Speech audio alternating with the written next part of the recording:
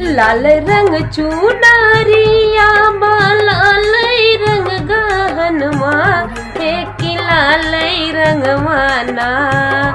लाल रंग चुनरिया बा पियर गहनवा हे कि लाल रंग माना।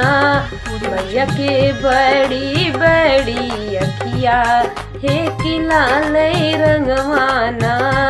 मैया के बड़ी बड़ी अखिया हे कि लाल रंग माना। लाल रंग चुनरिया बा पियर गहनवा हे कि लाल रंग माना।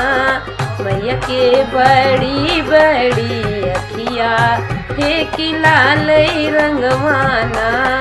मैया के बड़ी बड़ी अखिया हे कि लाल रंग माना। लाल रंग अड़हुल है लाल गुलाब हे कि पियर रंग माना। मैया के सोहेला से नूरवा हे कि पियर रंग माना। लाल रंग अड़हुल भावे लाल ही गुलाबवा हे कि पियर रंग माना। मैया के भावेला से नूरवा हे कि पियर रंग माना। मैया के चढ़ेला से नूरवा हे कि पियर रंग माना। लाल रंग पूरी चढ़े लाल हे लुआ हे कि लाल खातिर ना। माई के पूजे सब चरनिया हे कि लाल खातिर ना।